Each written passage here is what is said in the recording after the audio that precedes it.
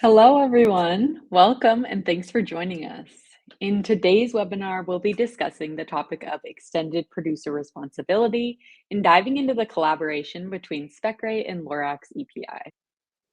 I'm your host, Allison Del Grande, Marketing Associate at Specright, and I'm so excited to introduce you to our two amazing speakers, Matthew Wright and Michelle Carvel. Matthew is the founder and CEO of Specright. Wright is also a published author, and his book, The Evolution of Products and Packaging, was named to the Amazon Hot New Release list for industrial relations business and currently has a 5-star rating. Prior to founding Specright, Wright spent more than 25 years in the packaging industry, holding leadership positions at International Paper, Temple Inland, and WrightPack, a packaging company that he co-founded.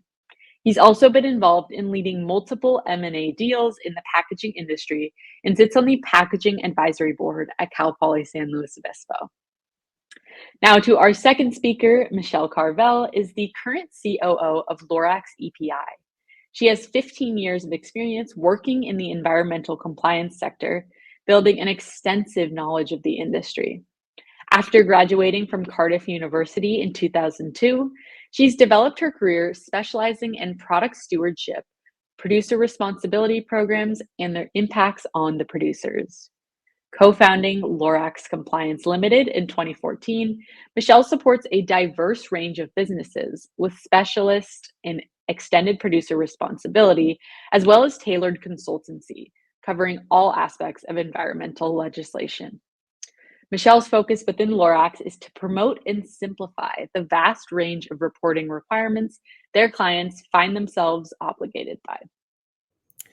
As far as our agenda, we'll first give an overview of EPR and reporting challenges, next discuss the importance of packaging data management, and last but not least, discussing how your team can activate EPR reporting through Specright and Lorax's partnership. And with that, I'll hand it off to Matthew to get us started.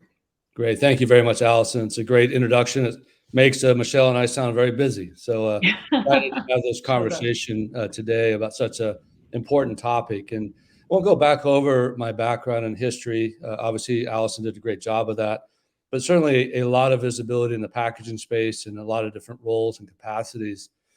And it was really interesting at the time. It probably seemed more normal, but just a tremendous amount of waste made. We used to call it controllable waste, and really limited visibility on what sustainability is, and certainly what sustainability is becoming today. Definitely a high level of data lack. Back then, a lot of old systems, legacy methodologies, and really a high level of under performing packaging and over spec'd material to make sure that products make it from point A to point B securely, and definitely recalls. And what was interesting, I think one of our biggest qualities back many years ago was how fast we could respond to a problem versus snuffing the problem out or not making bad product to begin with. We got really good at making things quickly again and not trying to let lines go down. So it's really interesting. We're going to talk a little bit about the world today and how it really hasn't shifted that much, but how it needs to. But I know, Michelle, you've had some of the similar views of the industry, and love your thoughts on this. Yeah, thank you. And thanks for having me today. It's a pleasure to come and talk to you about my favorite topic, producer responsibility, and how that's growing across the world. But, for me, my side of the challenge has been in legislation and what that means to be compliant in terms of the packaging and the products that you're placing on the market. And whilst I started off really straight out of university looking at this topic, it's all I've really done and spent many, many years seeing how the evolution of legislation goes all the way from heavy metals restrictions in the early days, all the way through now to these extensive producer responsibility programs, bans on certain material types in packaging, and looking at how circularity and sustainability can really be brought in to the end of life of packaging, and making sure that we're not always just throwing away, and we're thinking about how things can have a second life and more beyond that. With all the challenges we have around this space, it's nice to know that people have been studying this and watching, and certainly going to be additive to trying to solve these problems, and really good problems for us to be solving. So what's interesting is I talk about a little bit about the background and the history and kind of where I came from and things I saw. And what's interesting is you fast forward many years, and really life has not changed that dramatically. Technology, I continue to say, really didn't advance past the 80s, 90s in manufacturing space, other than the technologies of equipment and manufacturing, and rather just a layering of spreadsheets, PDFs, personal systems and processes to try to attack the problems that were growing. And I always explain, because of the low level of complexity, again, I think our complexity years ago was trying to remake things, but the low level of complexity of product, I think, was really what didn't allow the innovation to take place. But all of a sudden, through globalization, privately label retail, certainly variety expansion, retail footprint, e-com, a lot of these came and put a lot of pressure on products and packaging. And now you put the advent of expected sustainability knowledge or regulatory. And that's really challenging the system, because today, by and large, the system still runs on spreadsheets, PDFs, Yeah. file folders. And that's really hard for many to believe that aren't in the business and see it day to day.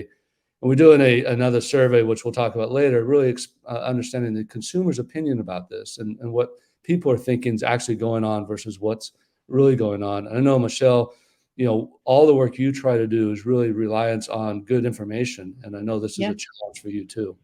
Yeah, absolutely. I mean, I can tell you every single time I speak to a new customer, the question is always, well, we're really not sure how we've been doing this. We think we've got somebody who does it. The data is in all sorts of places. Can we pull it out from this system and this system? That is entirely the way that companies are still currently working today. And that's why the benefit for me in the work that we're doing together is looking at how we can bring this integral part of good data in will create good data out, is so vital. And so when I think about how even to this day, we get spreadsheets from people saying, well, I updated some weights somewhere, or, I had this information about post-consumer recycled content here, but I've only got it in this one spreadsheet. And while I have a certificate from somebody and I've stored it in a different folder, we still are actually living in quite a static environment. We can't simply pull this information together. It's not dynamic. It's not easily available at the touch of a button. And therefore, it really limits companies' abilities to quickly and easily be compliant and quickly and easily make good decisions about their packaging and its end of life. That's really key, because if you think about, any task we're given in life and we feel like we don't have the tools to do it, it creates this really stressful environment, right? And I think that's what people are feeling today. They see all this regulatory conversation and nomenclature coming at them, but yet they don't know how to get there. And so I know we're going to talk about that today. But I think that's what's building a lot of the industry's anxiety and desire to learn and hopefully know how to do this better as we go forward. Yeah, absolutely. What's crazy about it, we talk about this, is how this is continuing on. I was talking of the last 20, 30 years, and really how packaging is tracked today is not dynamically different than yesterday. It's maybe a little bit better than. I say maybe the spreadsheets are a little better, pivot tables are a little better, the calculations are a little better, and maybe we have some better tools for PDFs and doing stuff with them. But by and large, it's the same process steps that we're trying to use today that barely worked past then. If we look at the waste numbers and we looked at some of the things that were going on, I wouldn't say there were even great systems when complexity was low. But this was really not something that can continue. It's not a efficient cycle, especially today. It's very inefficient. If you think about, you just mentioned, the last thing is mentioned, Michelle, is how much human intervention is still going on. Just the fact that people are looking for data or sharing data with you through spreadsheets and then having conversation about data that's missing. I mean, you got to be struggling and seeing this, how inefficient this world is. Yeah, and I think the biggest thing that's changed in my world has really been that the change that legislation now requires you to know about the level of detail about any one single piece of packaging has gone from 5 pieces of information to more than 100. And I think although you say, yeah, same spreadsheets, what we find, I guess, is actually we see same spreadsheets, but yes, they've grown dramatically, or they have to get data from other spreadsheets, which they've got in other places. The person who bought PCR into the business is not the person who designed the product in all cases. And so those, the people who are now involved in this picture aren't just simply a packaging engineer or a packaging designer. Now what we're talking about is how can we get out to regulatory, to compliance, to finance, to design, to understanding labeling requirements. And those things just mean that you have to have a bigger spreadsheet, and a bigger spreadsheet is never good, because as soon as you get too big, it can't all be in the same place. And so you need systems, and systems have to come in here to try and alleviate this pressure. And all of this is being done with exactly the right intent, is that, we're looking at how materials are being used, we're looking at how materials can be reused, we're looking at these decisions of whether it's right or wrong. And simply just having a one-off project to fix one thing, a one-off project to look at one data point for improvements in packaging is not going to be enough when it comes to compliance and when it comes to good change. No, I love two things you mentioned, and I know we're highly aligned in this conversation, is about projects. Yeah. This might have been a project at one time and place, but again, with that rapid complexity changing, it's not. It's an everyday live event that's going on and should be going on. It's really how we need to look at it. And then the other thing you said was really interesting, which I talk a lot about, is think about all those people that are chasing data or sharing data or augmenting data. That's a lot of wasted time, and when an industry is already so short-staffed on great talent, and these talented people should be innovating, looking for the next design, looking for the next products, looking for the better supply chains, all those types of things. And it's just sad to see that so much of great people's time is still spent chasing data and then trying to get it to great teams like yourself. But you're spending time trying to make it work, right? Yeah. And imagine, at the moment, the way that producer responsibility legislation has been implemented around the world is that each country has its own different way of doing it. And so right now, you're still also duplicating resource. So you have somebody in Germany, somebody in France, somebody in Spain. It's more than likely the same SKUs, the same products. There might be small variations with labeling or language, but then essentially we're looking at the same set of data. Multiple people are doing the same job. And that's the thing. If I look ahead to the challenge that you have now in the US with EPR coming to the US landscape, that's something that companies really want to work on trying to alleviate as that legislation landscape grows. Yeah, and then hopefully, years to come, we see some change around that complexity of everybody's having different opinion. But in the US, as you mentioned, you're going to have around 50 different versions. And that is, I know that's your worst case scenario right now. Yeah. I mean, even if it's half that, it's still a really difficult scenario, right? So crazy complexity ahead of us. I think we're both in alignment of can't continue the way it is today. Yeah.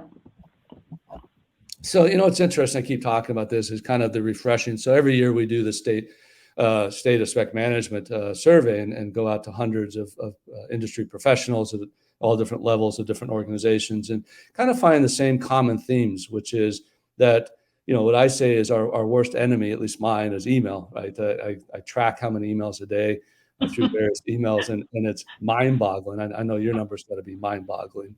And it's just not efficient. Email is not great. And we did some studies. I don't think it's changed that much over a couple of years ago. And it takes over 600 emails to get a product to market, right? And so that's the network. I always call email the network of data, and for today's data. I'm sure you see the same thing with the high velocity of emails as a solution to sharing information. Yeah, and worst case scenario is people are sharing data information, which really should be kept confidential through email. That still happens. We still get sent information. Well, here, take this snippet, put it in email, send it to you. That's what you need for this one report. It's all duplication of effort. And I think, you need to think here about whether this is competitively the right thing to do as well. There are fines and there are regulatory requirements involved in this reporting. You don't want this to be something that is so sensitive to be sent via email. And emails, I agree with you. Too many in it. You pick the right email, right? That's got the most recent information and who's copied, who's not. So it's just, it's lunacy to really think that that's the method of which we communicate today, such critical information. And to your point, sensitive information. These are corporate initiatives and corporate outcomes, and those are, and I think there's a lot of people looking towards holding people accountable. And I don't think email is a good, secure forum to have those discussions internally. So. Yeah, no, completely agree. But I mean, one thing I guess I'd focus on here is that when we talk about the need for all of this data, because from my perspective, you have to have good data to be able to do good reporting from a compliance standpoint. But it shouldn't feel like it's a mountain that people can't climb. The time and effort can be put into creating that specification set of data that is actually the same information that you're going to be using for all your sustainability metrics. So when it comes to being able to look at footprinting, to be able to look at PCR usage or content, to be able to consider how much plastic or how much paper or cardboard has been used, all those things are the same pieces of information that you would then want to collect from a sustainability standpoint as well as a compliance standpoint. So for me, this is never just a, oh, well, we have to do this exercise to collect data because we're told to. This gets you a foot ahead. This is the data that will get you a step ahead of competitors by looking at how you can show yourself to be supporting a circular economy and be supporting legislation that's out there. For me, there's no brainer.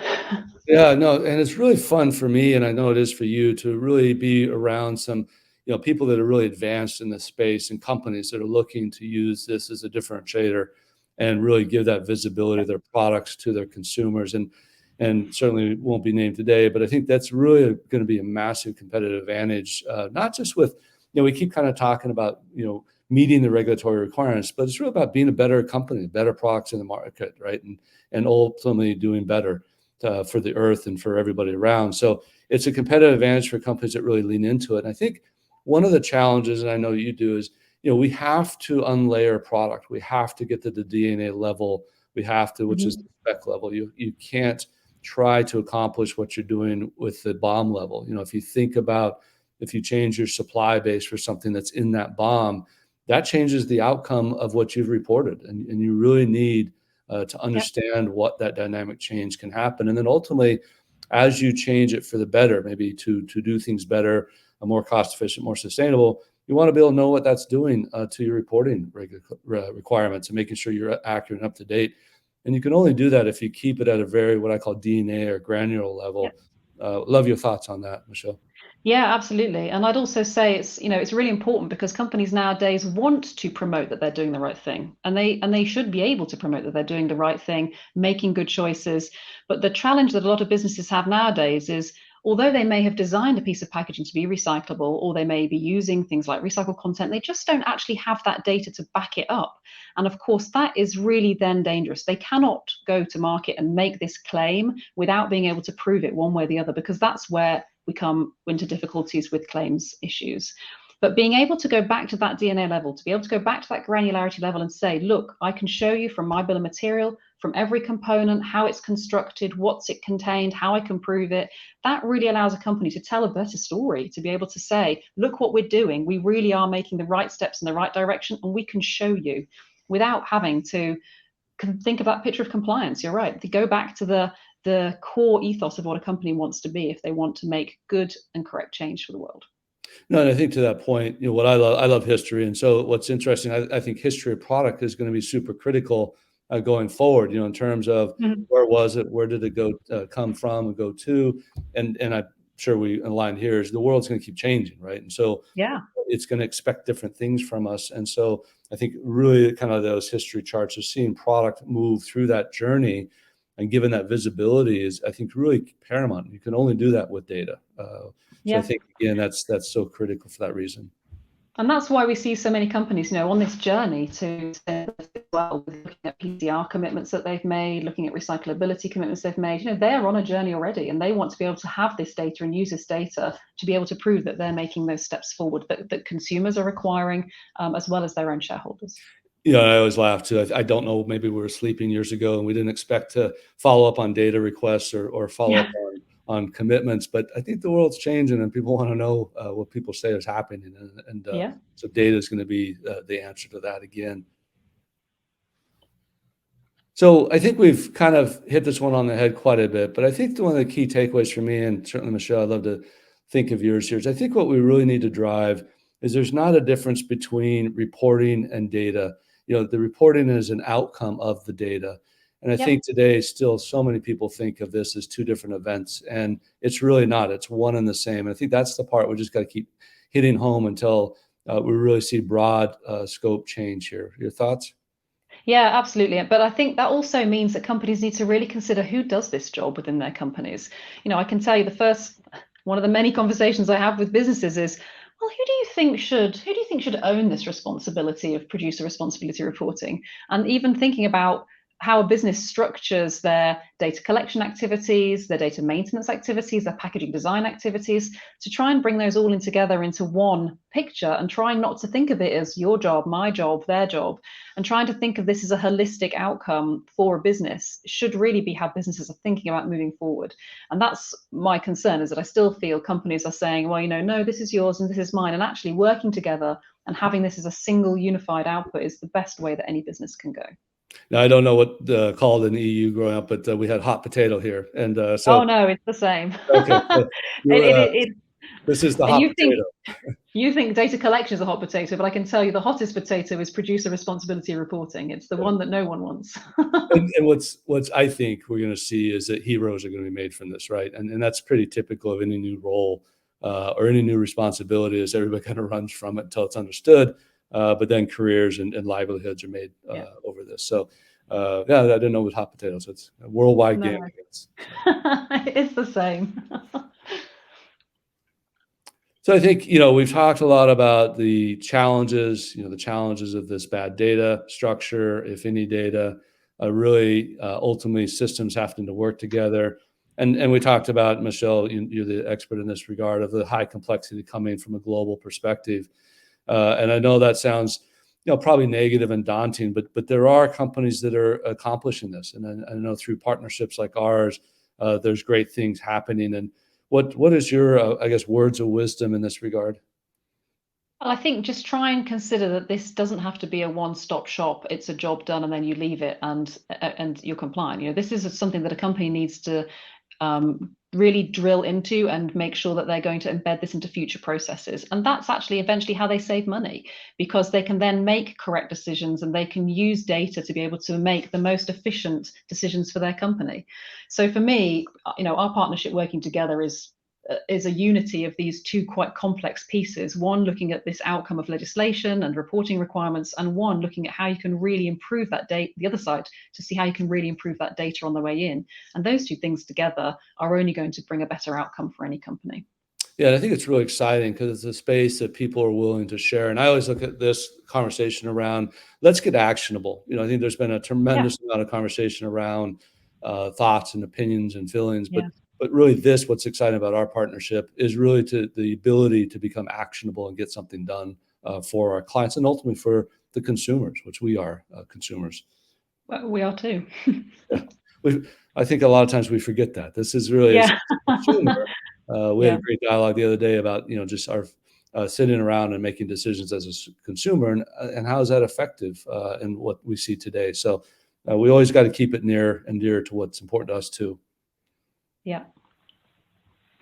And I think, again, a lot of the challenges where the world is today, really how the world has to think about this differently is out there. But, a lot of people, it's just, how do I get started? And what I always look at in regards to these types of opportunities or challenges, is look at people who have done that before. I always make the bad joke that if I'm going to Mount Everest, I'm going to pick the best Sherpa, the one that's done it 50 times, right? Because that's what you want to look for, is who knows how to do this, who's done it, what tools are out there.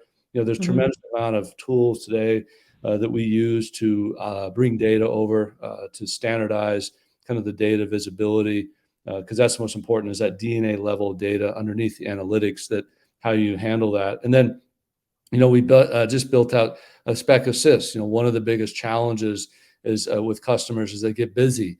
And they want to call their vendors, they want to call their partners to get this information, but it just gets forgotten because, we all know our personas that we talk to are just really busy people and not have a lot of proactive time. And so Spec Assist is a group out of Mexico that really does just calling, looking for data, doesn't do anything with the data. It's just trying to open that data flow up. And then ultimately, if you have a challenge of loading the data, there's Spec Squad, that helps actually bring that data into the platform. And there's customer after customer. I know you enjoy Summit, what we're having here in January, which talk about these journeys and how this data comes from 6-7 legacy systems, or how these 6 systems are shut down once that data is moved over. So there's a lot of expertise around this. And I know you've been around it, Michelle, and love your thoughts.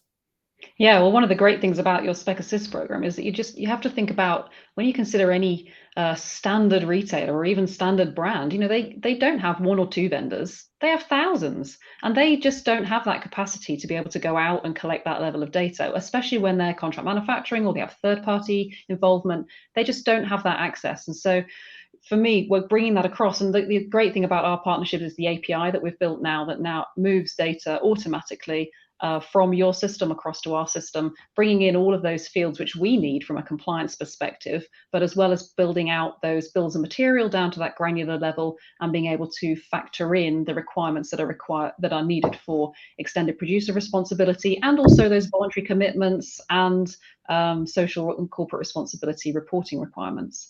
And we use that for a multitude of items. We can look at how companies are obligated. Should I even be doing EPR reporting? Should I even be looking at this type of metric? And then we can also help them by coming up with how much is this going to cost you and understanding what that might look like from a financial perspective when they have to consider in the future what they might have to report or even what they have to report now if you're looking at European legislation. Yeah, it's fun times. I think the open API world where these integrations are possible and where the customer really has one visibility mark, but does amazing things with that. And that's something I know we're both passionate about, is continuing to kind of further that partnership stream. And, it's interesting as you point about Spec Assist. I think a lot of people underestimate, that's just the challenge of getting people to follow up with data to build their data sets. And so, I look at Spec Assist as one of those just things that constantly pinging and giving reports of what activity is going on, pulling that data stream, getting that data stream live. With funny story, we've seen it all. I think a lot of people don't know. They think it's theirs is most egregious of anybody's. And we're working with a customer through Spec Assist, and they said, "Well, we have it all." And then they ran their vendor report out of their ERP system, and it had the name of the company. And everything else was missing. They said, "Well, okay, we can handle this." And so we're doing a global search for thousands of vendors with a name of a company. But you've got to do it. We know the consumers, the retailers, everybody wants this visibility to run a company better, have better products, but ultimately also be in compliance or know if they are through all the different issues going on today. So really excited for the future. And I know a lot of challenges, but I think partnerships like ours and others are really going to help facilitate our customers' needs. And I know you feel that way too. Yeah, absolutely. And from here, I just feel that both of us are adding value to each other, and that's the most important thing that we can do to bring to it as a customer solution. Yeah, and I love if you get the spec right, the rest follows. It's my nomenclature that I use, and I think it's been proven true. I know you have your thoughts around this whole space, and love to hear your kind of closing comments. Well, I like to have a very British attitude to this, which is keep calm about it all. But we should probably say keep calm and activate the spec, right? We'll figure it out how it comes together at some point. But Michelle, always love chatting with you. I think we have some really fun and exciting things going on together, and I know we look forward to working together more and more in the future. Absolutely. Great to chat. Thank you. Thank you so much to Matthew and Michelle for their time today, and what a great, insightful discussion. I hope you learned something. I know I did. For more information on how your team can get involved with the Specright and Lorax collaboration, please reach out to our team directly or visit specright.com and request a demo. And that's all we have for today. Thanks again for tuning in, and we can't wait to see how your team takes advantage of this incredible partnership.